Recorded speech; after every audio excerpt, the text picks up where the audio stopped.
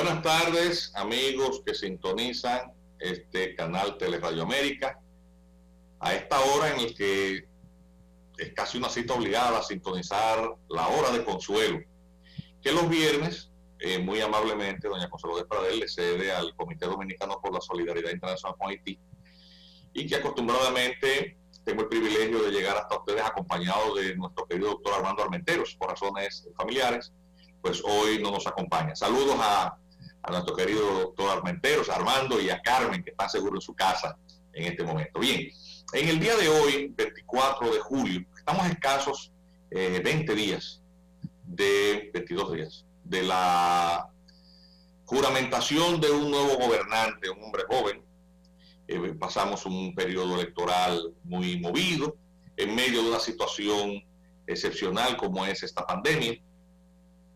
Y en el tráfago de las campañas políticas, el fragor de las preferencias, pues nosotros a veces perdemos un poco de vista la perspectiva, la imagen de fondo de en qué contexto de política internacional, en qué momento histórico le corresponderá a las nuevas autoridades juramentarse y desempeñar sus funciones.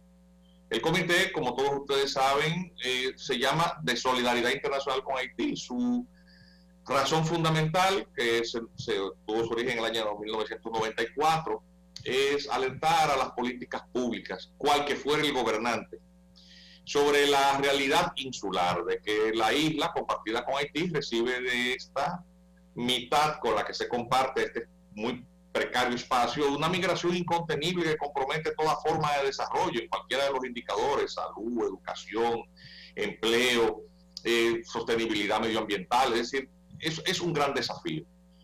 Y teniendo Haití una debilidad institucional que ha sido secular desde sus inicios, pues obviamente ellos tienen un gran contraste. Nosotros pudimos celebrar elecciones, dimos un ejemplo al mundo de compromiso de la población y de funcionalidad de nuestras instituciones, aún con todo lo que pasó con unas elecciones fallidas municipales. La Junta Central Electoral finalmente pudo montar las elecciones congresuales y presidenciales y el pueblo dominicano fue y votó. Y por lo tanto hemos dado un ejemplo de lo que es una democracia que funciona para seguridad de inversionistas, para la paz de los dominicanos. El gobierno reconoció su candidato oficial, el triunfo de su adversario, y en paz nos encaminamos hacia una transición. Entonces, está todo el mundo más bien pendiente de a quién van a nombrar. Ya se anunció un canciller, una persona con amplia experiencia en el campo diplomático, con una imagen internacionalista, un discurso internacionalista, pero que tiene que adaptar a una verdadera realidad, la de estos desafíos de convivencia, compartiendo la isla con un Estado fallido, sin instituciones, en medio de una pandemia, en el cual los niveles de solidaridad que la República Dominicana ha podido ejercer históricamente se ven comprometidos porque estamos en medio de una crisis muy severa que estamos enfrentando en el mundo entero, pero en particular nosotros los dominicanos, porque compartimos con el Estado más pobre del continente, el segundo más pobre del mundo, un Estado fallido,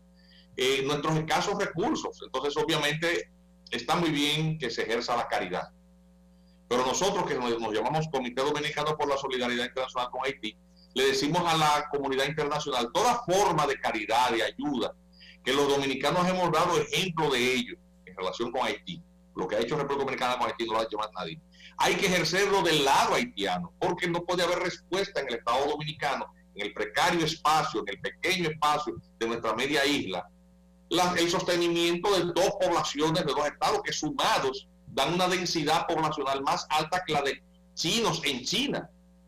Es decir, es un desafío. Y eso es lo que hemos venido diciendo desde el año 1994, y eso es lo que le decimos al gobierno que no nos hizo caso, el que se va. Y le decimos lo mismo al que llega: bienvenido el nuevo canciller que va a entrar.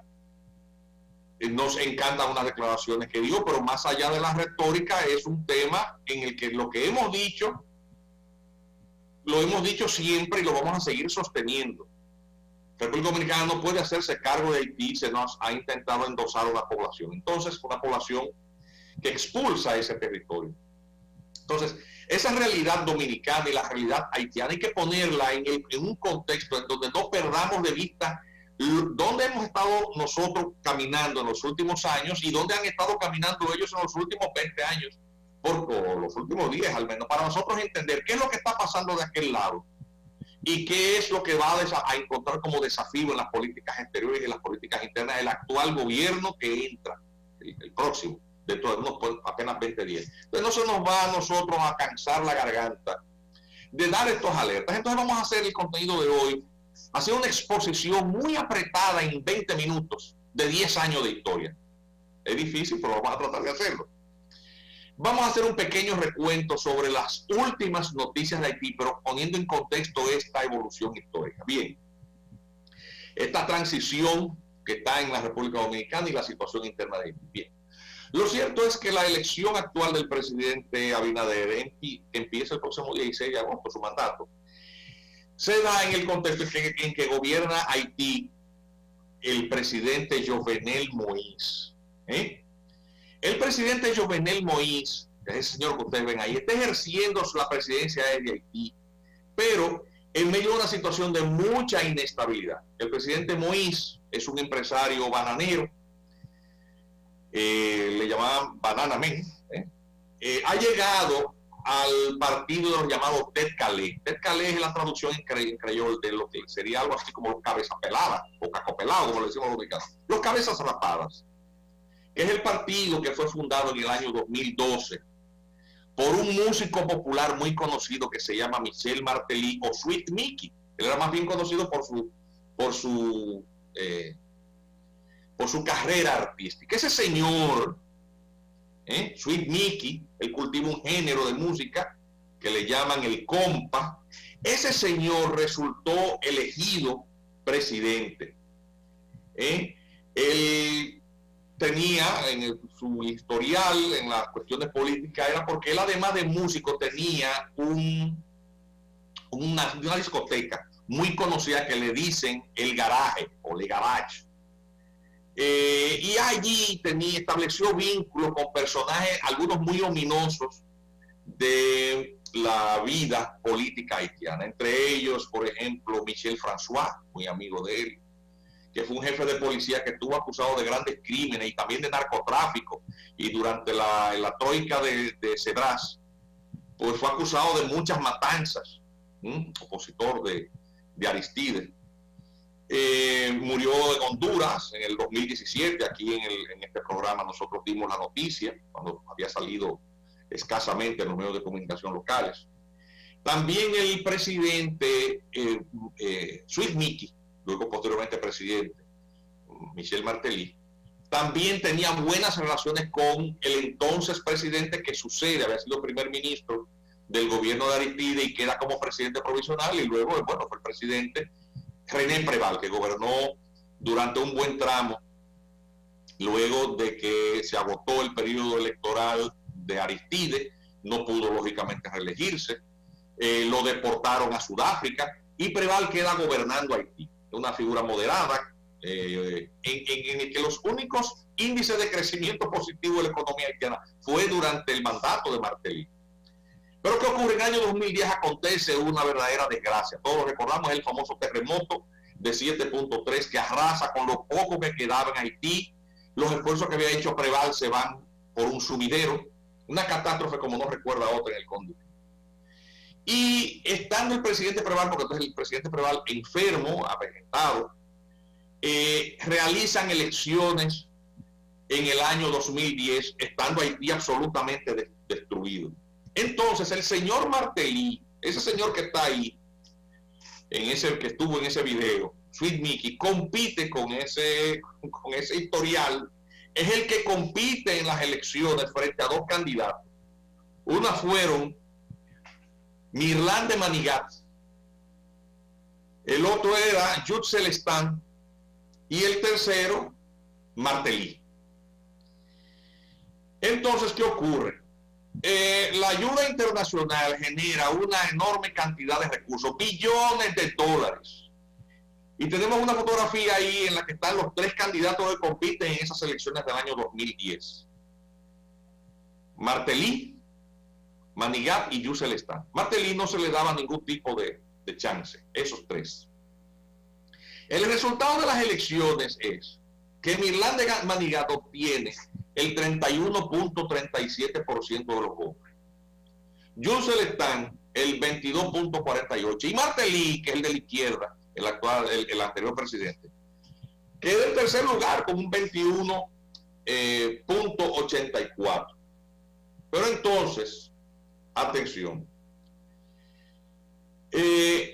la delegación diplomática norteamericana en Haití, representada por un señor que se llama Stanley Schreier, todo eso está narrado en el libro de Ricardo Seitenfuss, y aquí en el comité hemos comentado muchísimo ese libro, que él es representante de la OEA como observador en esas elecciones, y él relata cómo él observó cómo la OEA, la ONU y la legación norteamericana se ponen de acuerdo y obligan a los dos que quedan en primer y segundo lugar a retirarse.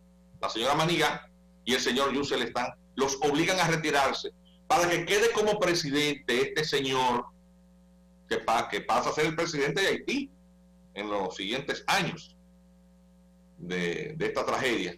Y tenemos de presidente al señor Michel Martelly, seguramente, de músico, Sweet Mickey, a ser el presidente de Haití. Bien.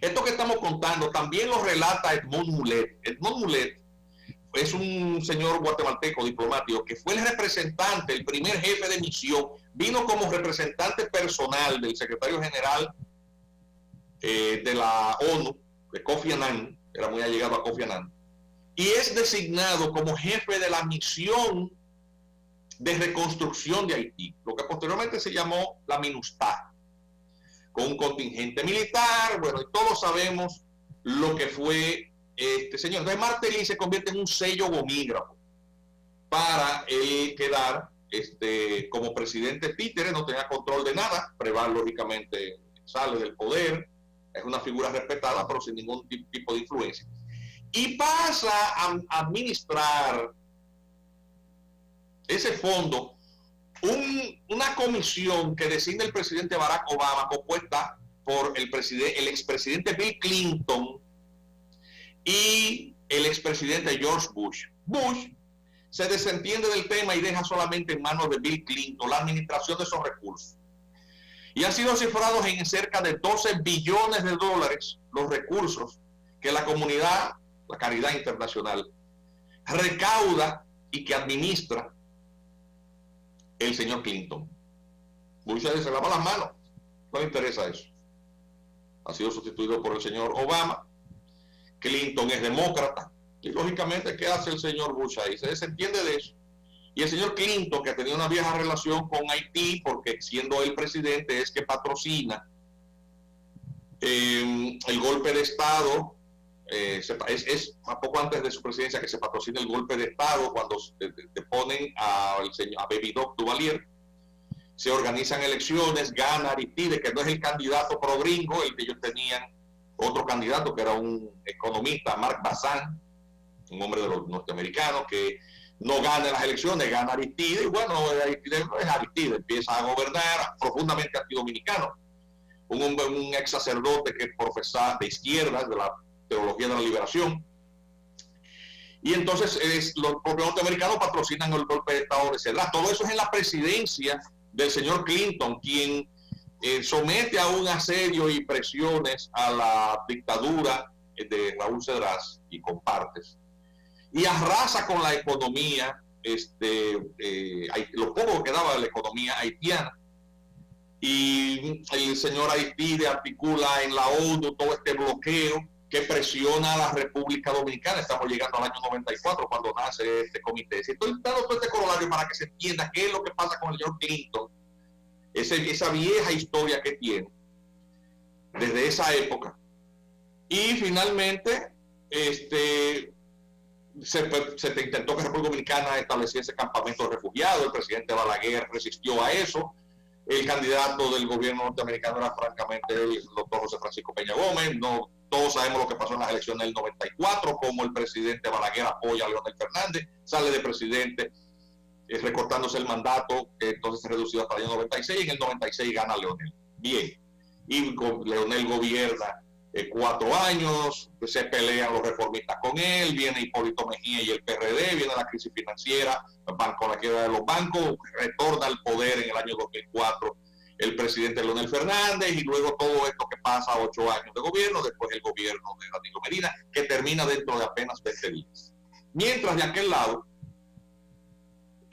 con el terremoto, a Aristide le sucede, cuando retorna al poder brevemente, le sucede Preval, de Preval viene el terremoto, no se puede reelegir, está enfermo, la comunidad internacional va en ayuda de Haití, y ahí es cuando Bill Clinton, que tiene esa vieja relación con Haití, queda administrando todos esos recursos y patrocina esto. Entonces el señor Clinton, que tiene su esposa de candidata, de precandidata, compitiendo por el Partido Demócrata por la presidencia, habían salido de la presidencia con muy pocos recursos. Y es por eso que esa portada de ese libro, ponme la imagen otra vez, Edwin, Clinton Cash, es un libro que escribió un periodista norteamericano, se llama apellido Schweitzer, y que relata cómo Peter Schweitzer, cómo ellos utilizan estos fondos, estos recursos para ellos, obviamente tienen un presidente que es un títere, que es Martelly, para ellos manejar esos recursos, financiar su campaña y su retorno al poder.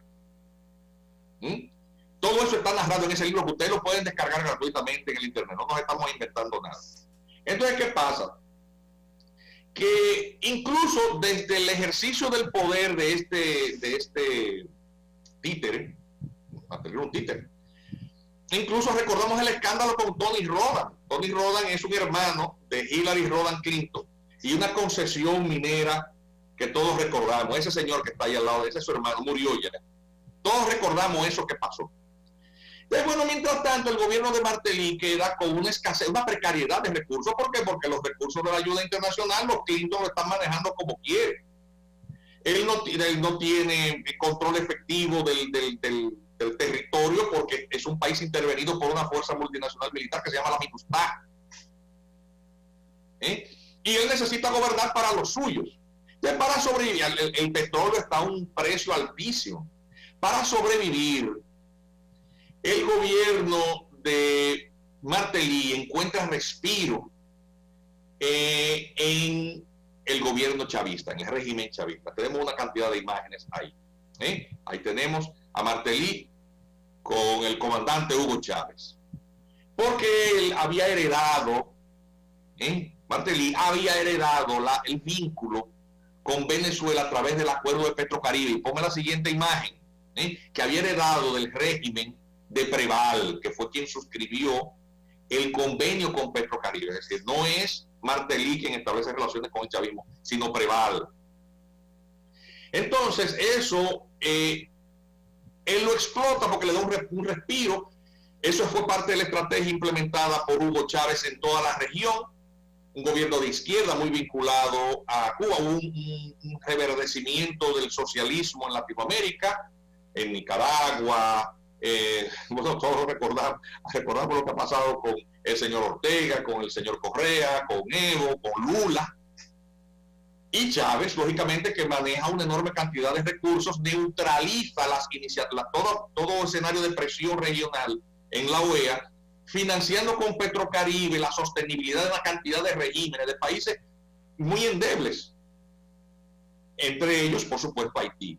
República Dominicana también se beneficia de eso, y por eso República Dominicana estrecha relaciones. Eso empieza en el gobierno de Leonel Fernández, pero se estrecha aún más durante el gobierno, estos dos periodos de Danilo Medina. Hay un vínculo ahí, umbilical casi, entre los regímenes que gobiernan ambas partes de la isla y el chavismo, porque las facilidades de este financiamiento en condiciones irreales, financieras irreales, permite la sostenibilidad de los gobiernos en varios de estos países sometidos a esta influencia, en el caso del atómico de los dos regímenes. Por eso, esta articulación del chavismo también hace que abra la puerta a China popular en la región. Y ese activismo chavista permite que dentro de esta guerra comercial que China continental, que la China popular está llevando en un escenario de globalización comercial con los Estados Unidos de Norteamérica, se abra en Latinoamérica relaciones comerciales, establezcan relaciones comerciales, y una cantidad de países latinoamericanos, atención, que habían suscrito un acuerdo comercial de libre comercio con los Estados Unidos, que es el DR-CAFTA, entren en relaciones con China.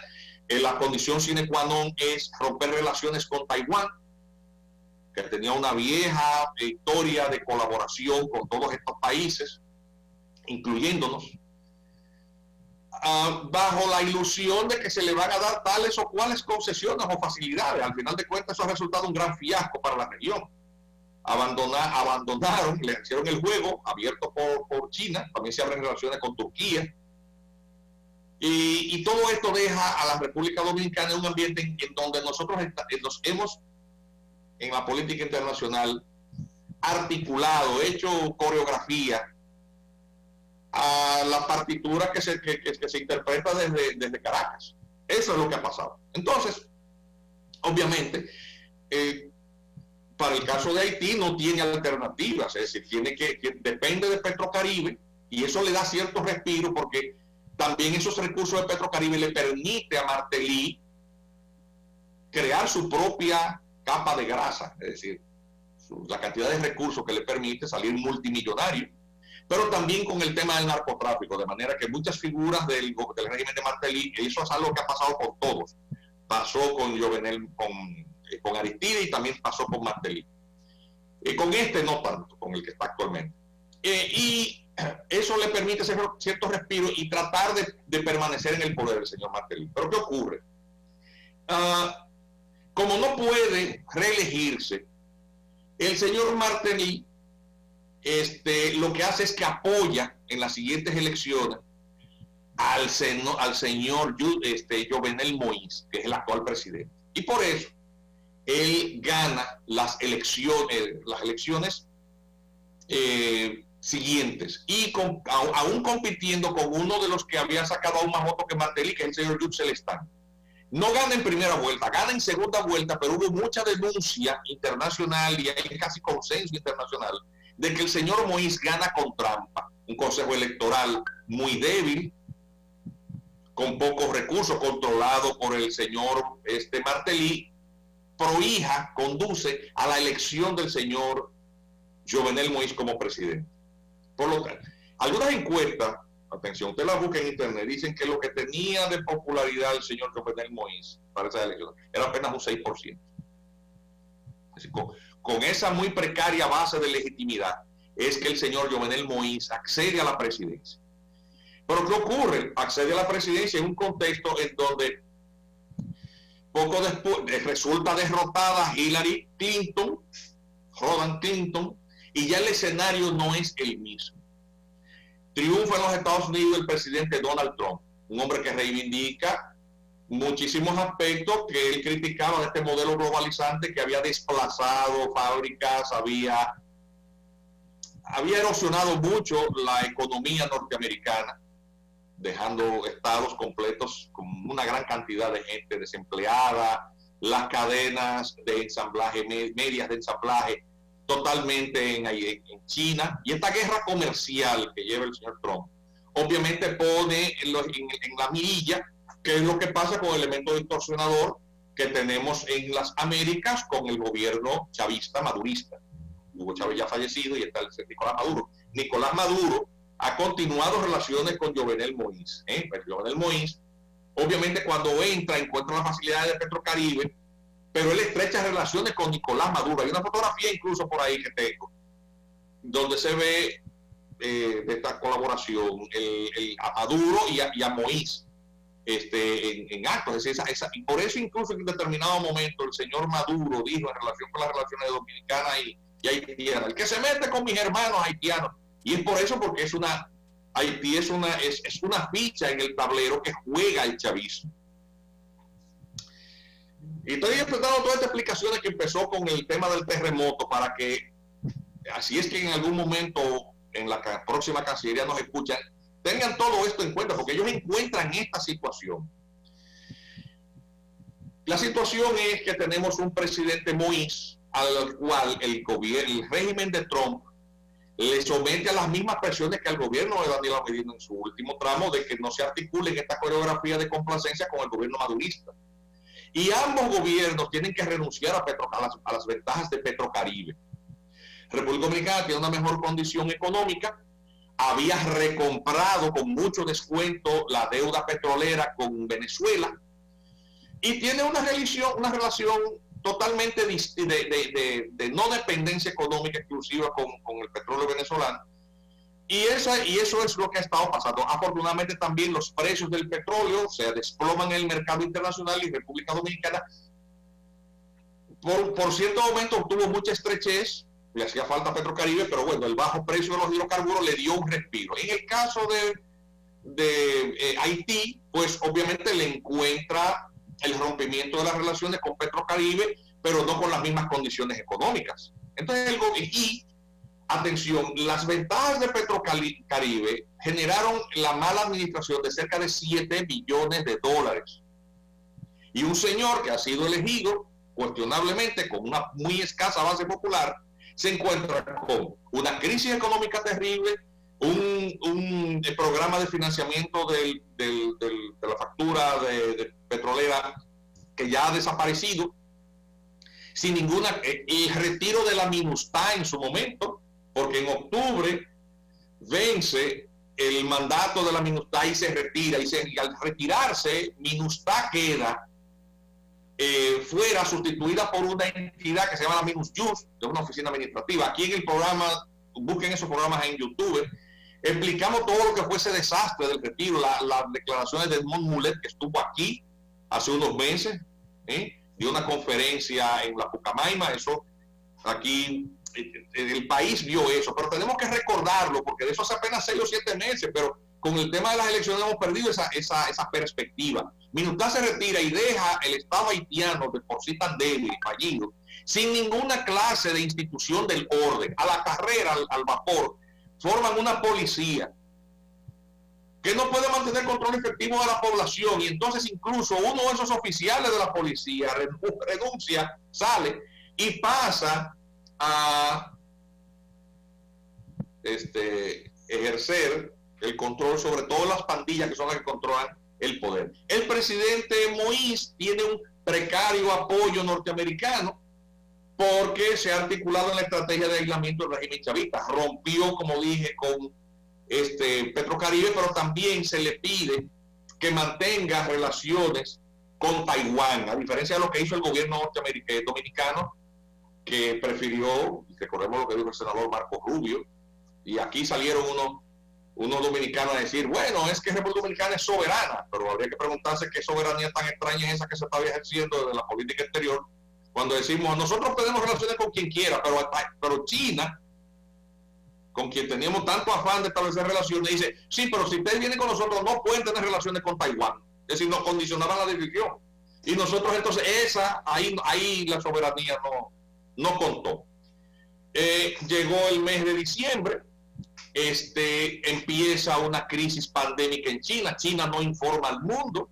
Todos hemos sabido lo que ha pasado con la Organización Mundial de la Salud y todas esas cosas buenas que nosotros pedimos a cambio, no se sabe qué fue, pero de alguna manera nosotros nos postulamos para ocupar un puesto en el Consejo de Seguridad, y República Dominicana queda como miembro no permanente en el Consejo de Seguridad. Pero atención, mientras tanto, en Haití, que ya no tiene fuerza militar multinacional, la MINUSTAH se ha retirado, queda este señor que en varios programas les hemos mostrado, eso es de ahora, ya estamos al día de hoy, comandando las principales pandillas. Jimmy Cherizier, ese buen mozo que está ahí. Jimmy Cherizier es un ex oficial de la policía, entrenada por las fuerzas de ocupación, rápido, ¿verdad? Un hombre con un gran liderazgo, él a veces aparece en entrevistas con saco y corbata, muy locuaz, y él es el jefe de lo que se llama el G9 en Famille. Es decir, G9, una familia que articula 13 de las principales y más peligrosas bandas en Haití. El presidente, atención, Moïse, ya estamos el día de hoy, acaba de anunciar antes de ayer que va a reestructurar el Consejo Electoral para que se puedan realizar elecciones, porque también, entre otras cosas, se me había quedado en el tintero esto, había que renovar el Parlamento haitiano con elecciones en el 2019, en octubre. Pero el presidente Moïse hizo todo lo posible porque el Consejo Electoral no lo hiciese. Y el presidente Moïse propicia que al no realizarse elecciones parlamentarias, que se va eligiendo por tercios, con la no elección en octubre, en enero se vencía el mandato de otro tercio del Parlamento haitiano, y por lo tanto no tiene quórum para sesionar. No tiene quórum para sesionar. Y por lo tanto el Parlamento, al no sesionar, hay un vacío de poder que el presidente Moïse está aprovechando para gobernar por decreto. Es decir, estamos en medio de una transición, dentro de 20 días tenemos un presidente y un canciller nuevo, pero de aquel lado tenemos una autoridad presidencial con esa situación de falta de legitimidad, protestas permanentes desde octubre del año pasado para que renuncie por el escándalo. Una de las últimas cosas que hizo ese Parlamento fue realizar un informe sobre qué había pasado con el manejo de Petrocaribe y se determinó que se habían perdido 7 billones de dólares. Es decir, es un gobierno erosionado absolutamente. Por lo tanto, llegamos al día de hoy. El día de hoy tenemos unas relaciones internacionales, un contexto que le deja el actual gobierno que sale y un contexto de unas relaciones dominico-haitianas. Ese es el momento actual. Nosotros tenemos, por lo tanto, una situación en que rompimos relaciones con Taiwán, pero Haití no. Nosotros tenemos relaciones con China popular, que patrocina que nosotros ingresemos como miembro no permanente al Consejo de Seguridad. Y eso que se creía que era una gran cosa, nosotros en el comité siempre estuvimos diciendo que no sabíamos qué era lo que, porque nosotros no estábamos en condiciones de no complacer lo que nos pidieran los grandes, porque somos como una especie de ratoncito pequeño, lo que le dicen en los campos un bigañuelo. Nosotros somos un bigañuelo entre las patas de los grandes elefantes, que son las grandes potencias, que son los miembros permanentes, China, Rusia, Estados Unidos. Entonces no hay ninguna cosa que República Dominicana pueda proponer ahí realmente va a ser aceptado, esa es la realidad. Y fíjense que la República Dominicana ha hecho en los últimos 2 meses solicitudes a la ONU en el seno del Consejo de Seguridad para que se retome el tema de Haití, con la crisis humanitaria que se ha agravado con la pandemia del COVID, con el virus chino. ¿Qué ha pasado? Que todas esas solicitudes, todos esos planteamientos que ha hecho la delegación dominicana, el embajador dominicano ante el Consejo de Seguridad, caen en saco roto. ¿Por qué? Porque China Popular neutraliza cualquier iniciativa de ayuda de las Naciones Unidas a Haití. ¿Por qué? Porque ella quiere presionar al gobierno haitiano para que rompa relaciones con Taiwán. Está atrapada.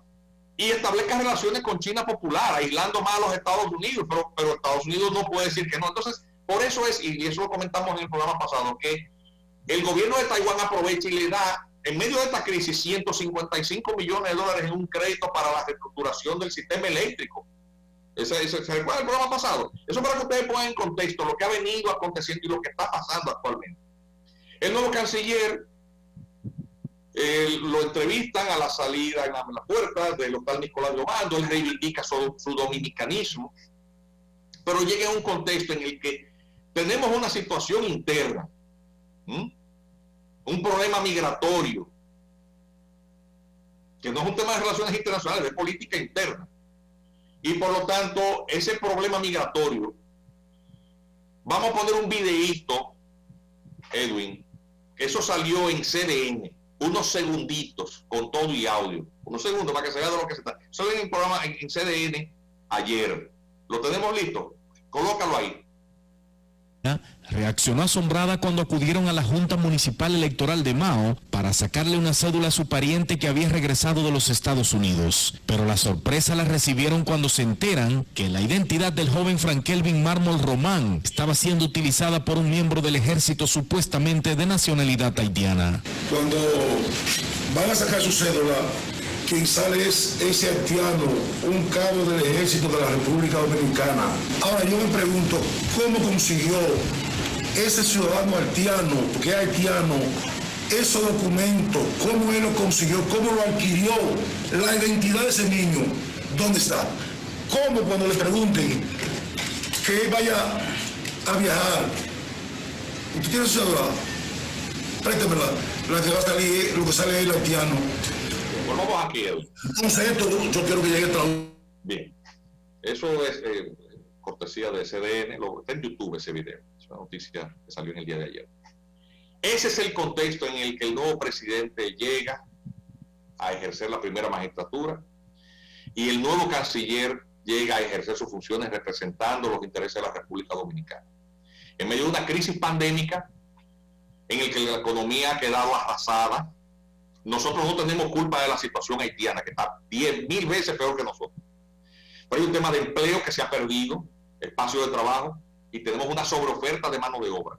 Si la política migratoria no toma eso en cuenta y el 80-20 deja de ser la letra muerta en la que la han convertido los gobiernos, estos últimos gobiernos, principalmente el que se va, que no ha habido un gobierno en materia migratoria más irresponsable que este que se va, finalmente se va. Porque eso es, y el comité demandó en declaratoria de inconstitucionalidad ese decreto 327-13, que le entregaron carnet de regularización a Villegas y todo el que llega, llegaban en guagua directo. Hay un video por ahí, yo vení de inscribir, un haitiano, que no hablaba ni español, en una guagua directo, de Haití directo a Santo Domingo, a inscribirse, y la inscribieron y le dieron carnet y no es algo al estatus migratorio de esa gente. Son residentes, si son residentes, esa gente pueden, en 2 años, aplicar para naturalización de acuerdo a la ley, dominicanos al vapor. Y ya vemos todos los que se han valido de malas artes para obtener documentación. Es el caso de ese cabo.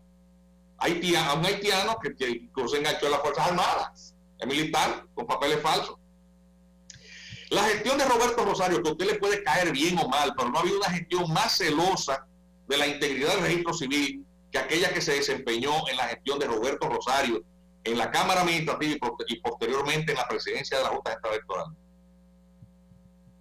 que detectaron todas estas mafias y las desarticularon. Cuando se fue Roberto Rosario, todo eso también fue anatemizado, y vimos que para las últimas elecciones hubo 277.630 nuevos votantes con más de 30 años de edad.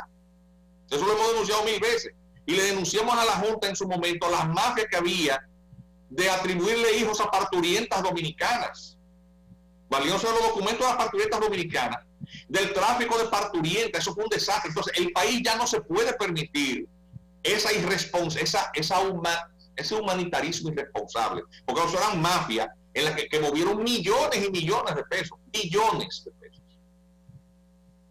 trayéndolo, documentándolo. Y el capitalismo dominicano se ha lucrado de eso, porque ese dumping salarial que genera esa sobreoferta de mano de obra ha permitido no solamente la exclusión de los dominicanos que son discriminados al empleo y al derecho a un salario justo en su propia tierra, y hay nichos de trabajo que ya se perdieron. Pero ahora vemos unos videos de las bailarinas diciendo: señores, se van a abrir los hoteles, y los hoteles están prefiriendo contratar artistas haitianos. ¿Por qué? Porque cuando tú tienes, no es por negros, es por ilegales, porque en esas condiciones son capaces de aceptar condiciones más duras, salarios más bajos.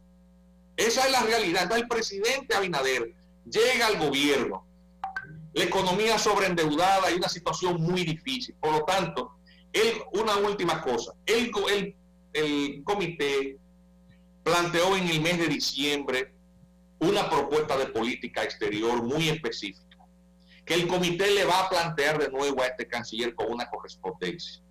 La habíamos hecho pública en el mes de diciembre, publicando un espacio pagado, y lo haremos de nuevo enviando esta correspondencia. Nos costó muchísimo dinero y nosotros no tenemos tantos recursos para poder estar pagando espacio pagado, pero lo haremos de nuevo. Este programa de hoy, por lo tanto, lo que hemos hecho es hacer esta apretada síntesis. Este documento se publicó en diciembre, pero volveremos, porque no ha perdido su actualidad, de alternativa de política dentro del derecho internacional, dentro de la sede del seno de la ONU, para que la República Dominicana retome el discurso, porque ninguna otra propuesta en el Consejo de Seguridad va a caminar, por las razones que ya les expliqué. Señores, hemos llegado al final del espacio, agradeciéndole a ustedes la sintonía con esta hora de consuelo, e invitándoles a todos ustedes a que el lunes próximo sintonicen este canal Teleradio América para que esté con ustedes doña Consuelo de Pradel. Pasen todos ustedes un muy feliz fin de semana.